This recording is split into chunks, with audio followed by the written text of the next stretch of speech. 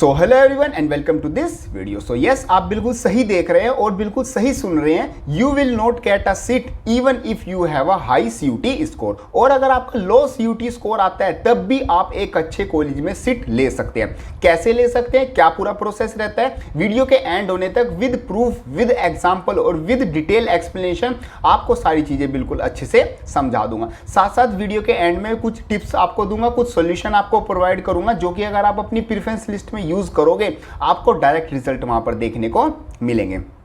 चलो जी शुरू करते हैं। देखो सबसे पहले कुछ बेसिक चीजों के बारे में बात कर लेते हैं जो कि आपका फेज 2 से रिलेटेड आता है। फेज 2 का प्रोसेस आपका भी ऑन गोइंग है, मींस आप अपनी प्रेफरेंस लिस्ट को वहां पर बना सकते हैं। सबसे पहले आपको सब्जेक्ट मैपिंग करनी होती है। सब्जेक्ट मैपिंग में आपको जो आपके क्लास 12 के सब्जेक्ट है और जो आपके सीयूटी एग्जाम में टेस्ट में आप जो सब्जेक्ट चूज किए थे, आपने जिनका टेस्ट दिया था, उनको आपको क्या करना होता है, मैप करना होता है। उन्हीं के हिसाब से आपको प्रेफरेंस लिस्ट बनानी होगी। यहाँ पर आप सब्जेक्ट मैप करने के बाद आपके जितने भी कोर्सेज जिनके लिए आप एलिजिबल हो, जो भी कोर्सेज आप कर सकते हो दिल्ली यूनिवर्सिटी, वो सब आपके सामने शो हो जाएंगे। फिर उनको आप अपनी प्रेफरेंस लिस्ट के हिसाब से, अपने ऑर्डर के हिसाब से सेट कर सकते हो। कौन सा आपको फर्स्ट पे रखना है, कौन सा आपको सेकंड पे रखना है और कौन सा आपको किस नंबर पे रखना है।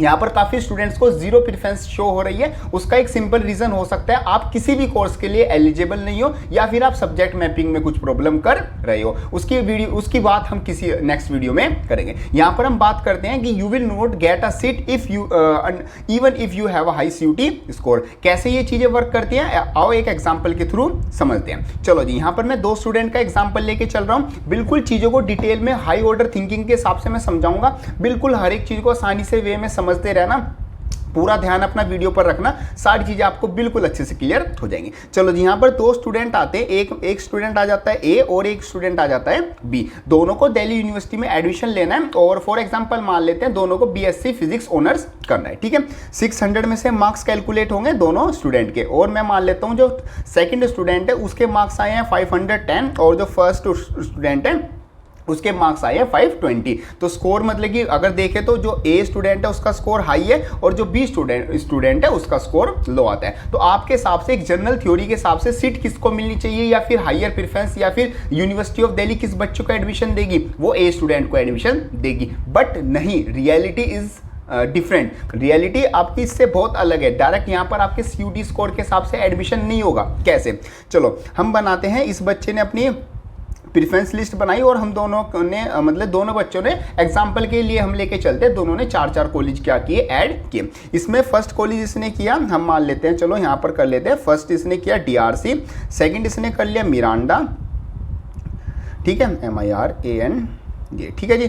थर्ड इसने कर लिया अपना हिंदू कॉलेज और फोर्थ इसने कर लिया अपना हंस राज कॉलेज। ठीक है जी, ये जो स्टूडेंट ए था उसकी प्रेफरेंस लिस्ट थी। और फिर जो स्टूडेंट बी है उसका स्कोर लो था तो उसने थोड़ा सा और स्टडी किया और थोड़ा और ध्यान से पढ़ा।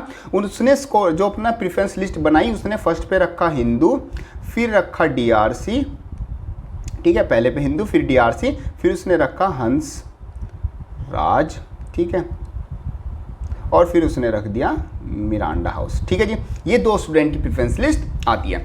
अब हिंदू जो कॉलेज है उसकी कट ऑफ लिस्ट आती है। ठीक है, हिंदू कॉलेज की जो कट ऑफ लिस्ट निकलती है बीएससी फिजिक्स ऑनर्स के लिए, वहां पर आते हैं 500 मार्क्स की। जिन बच्चों के 500 मार्क्स से ज्यादा है उन बच्चों को हम एडमिशन दे देंगे। फर्स्ट राउंड की कट ऑफ इतनी आती है। अब दोनों स्टूडेंट के मार्क्स कितने हैं, 500 से ज्यादा है, तो दोनों बच्चों को क्या मिलेगी, ये सीट मिल जाएगी। बट हायर प्रेफरेंस किसको दी जाएगी, अगर एक सिंगल सीट बचती है और सिर्फ एक बच्चे को एडमिशन देना है तो यहां पर देखी जाएगी आपकी प्रेफरेंस। इस बच्चे ने हिंदू कॉलेज को थर्ड लिस्ट पर रखा हुआ है और इस बच्चे ने हिंदू कॉलेज को फर्स्ट प्रेफरेंस पर रखा हुआ है। तो हिंदू कॉलेज में स्कोर कम होने के बाद भी जो स्टूडेंट बी है उसको क्या मिल जाएगा, एडमिशन मिल जाएगा। तो यहां पर आप देखो स्कोर इतना ज्यादा आपका रोल प्ले नहीं कर रहा जितना आपका प्रेफरेंस लिस्ट में आपका ऑर्डर रोल प्ले कर रहा है। तो अगर आप अपनी प्रेफरेंस लिस्ट को बिल्कुल अच्छे से बना लेते हो, जिस एक प्रॉपर परफेक्ट ऑर्डर में बना लेते हो, तो अगर आपका स्कोर लो भी आ रहा है तब भी आप हाई स्कोर वालों से एक अच्छा कॉलेज लेके जा सकते हो। ये आपका सिंपल सा मैंने आपको एक एग्जांपल के थ्रू भी शो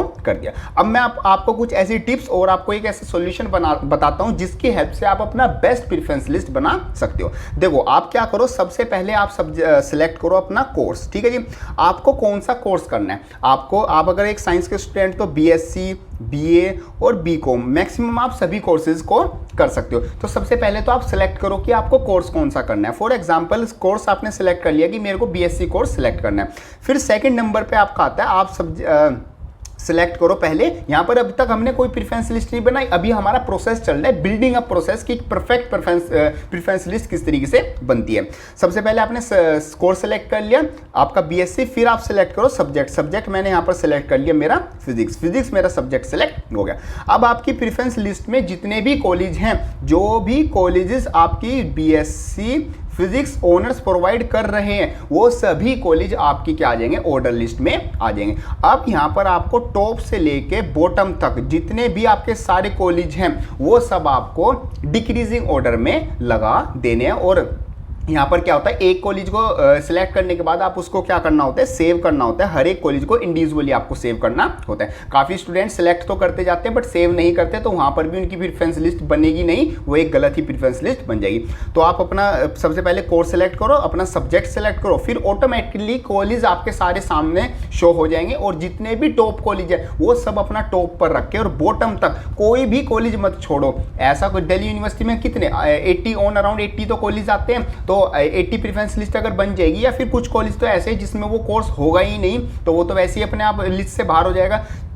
तो मैक्सिमम अगर 50 कॉलेज भी आ रहे हैं तो उस कोर्स के आप 50 के 50 कॉलेज इन डिक्रीजिंग ऑर्डर क्या करो, उसमें सेलेक्ट करके चलो। अगर आप इस तरह की प्रेफरेंस लिस्ट बनाते हो तो आपको अपने स्कोर के हिसाब से बेस्ट कॉलेज पक्का मिलने वाला है। आपको कोई स्कोर या फिर कोई भी ऐसी चीज नहीं रोक सकती, आपके स्कोर के हिसाब से आपको बेस्ट कॉलेज आपको मिलेगा। तो ये सब कुछ आपका आ जाता है रिलेटेड टू दिस वीडियो। इस वीडियो में मैंने आपको समझा दिया कि कैसे आपका जो स्कोर है वो इतना ज़्यादा मैटर नहीं करता। अगर आपकी प्रेफरेंस लिस्ट अच्छे से बनी होगी तो लो स्कोर होने के बाद भी आप एक अच्छा कॉलेज क्या कर सकते हो, उसमें सीट अलॉट आपको आराम से हो जाएगी। और बाकी किन चीज़ों का ध्यान रखना है आपको मैंने ऑर्डर समझा दिया, कोर्स, फिर सब्जेक्ट, फिर अपना कॉलेज, इस तरीके से आप सिलेक्ट करें। होप करता हूँ सारी चीज़ें अच्छे से समझ में आ गई होगी। वीडियो हेल्पफुल लगे तो वीडियो को लाइक कर देना। एंड यस, ऐसी हेल्पफुल वीडियो काफ़ी चैनल पर अपलोडेड है, उनको भी जरूर चेकआउट कर लेना। एंड यस, आगे आने वाली हेल्पफुल वीडियो देखने के लिए चैनल को सब्सक्राइब भी जरूर कर देना। सो मिलते हैं हम अपनी नेक्स्ट किसी हेल्पफुल वीडियो में, तब तक के लिए थैंक यू।